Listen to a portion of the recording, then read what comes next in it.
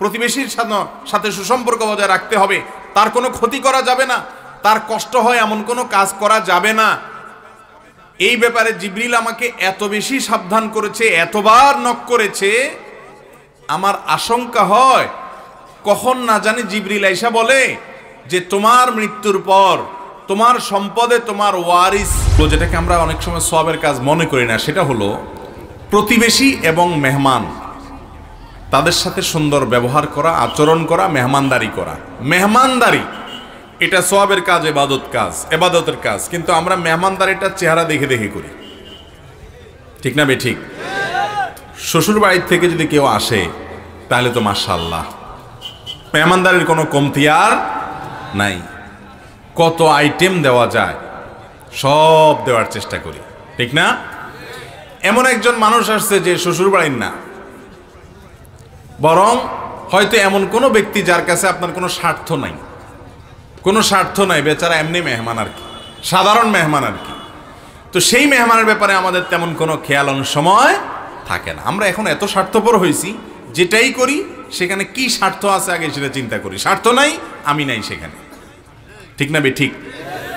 এটারে বলা হয় আব্দুল মকসুদ, মানে স্বার্থের গোলাম। এই স্বার্থের গোলাম যে আব্দুল মকসুদ, যে সেই ব্যক্তির জন্য আল্লাহ তাআলা জান্নাত তৈরি করেন না ভাই। আর মুসলমান কখনো স্বার্থের গোলাম হতে পারে না। মেহমান আপনার বাড়িতে আসছে, সে যেই আসুক আপনি তাকে সম্মান করা, তাকে খাতির যত্ন করা, তার পেছনে খাবার, হাদিয়া, নাস্তা ইত্যাদি পেশ করা, এটা আপনার কর্তব্যের অংশ। নবী করিম সাল্লাল্লাহু আলাইহি ওয়াসাল্লাম বলেছেন, মান কানা ইউমিনু বিল্লাহ ওয়াল ইয়াউমিল আখির ফালইউকরিম দাইফা, যে ব্যক্তি আল্লাহকে আর আখিরাতকে বিশ্বাস করে সে যেন মেহমানের মেহমানদারি করে। তো এই যে মেহমানদারি করা, এটা যে সওয়াবের কাজ আমরা অনেকে জানি না, হয়তো দিতে হয় তাই ট্র্যাডিশন হিসাবে দেই, যে একজন মেহমান আসছে একটু চানাচুর, বিস্কিট, চা এগুলো না দিলে কেমনে হয়, সেজন্য আমরা দেই। কিন্তু আমরা জানি না যে একজন মেহমানের সামনে আমি যাই পেশ করব এটার বিনিময়ে আমার আমলনামাতে আল্লাহ তাআলা সওয়াব লিখবেন। সাধারণ দানের সওয়াব না, মেহমানের মেহমানদারির সওয়াব আলাদা। আর আত্মীয় স্বজনের সাথে সুসম্পর্ক বজায় রাখার পাশাপাশি প্রতিবেশী যারা আছেন তাদের হক অনেক বেশি। সেটা নিয়ে অনেক দীর্ঘ আলোচনা এখন করার সুযোগ নেই, শুধু এটুকু বলি, প্রতিবেশীর সাথে সুসম্পর্ক বজায় রাখা যে ভালো কাজ বা সওয়াবের কাজ, এটাও আমরা বেশিরভাগ লোক জানি না। আমরা উল্টাটা জানি। আমরা কি জানি? আমরা জানি হলাম যে পাশের খেতালার আইলটা ঠেলতে হবে।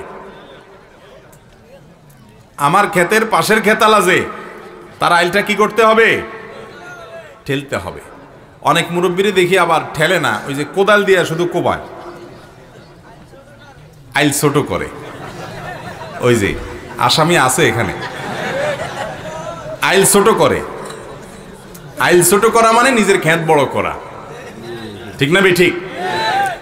অথচ আমার ক্ষেতের পাশের ক্ষেতওয়ালা আমার প্রতিবেশী, ঠিক না বে ঠিক? তার অধিকার কি? তার অধিকার হলো আমার হাত দ্বারা, আমার মুখ দ্বারা, আমার আচার আচরণ দ্বারা, আমার কষ্ট দ্বারা আমার প্রতিবেশী যেন কষ্ট না পায়। এটা তার অধিকার। এটা তার কি রে ভাই? অধিকার। এটা তার পাওনা। নবী করিম সাল্লাল্লাহু আলাইহি ওয়াসাল্লাম বলেছেন, জিবরিল আসমান থেকে এতবার আমাকে প্রতিবেশীর ব্যাপারে সাবধান করার জন্য এসেছে, এতবার আল্লাহর তরফ থেকে ওহী নিয়ে এসেছে।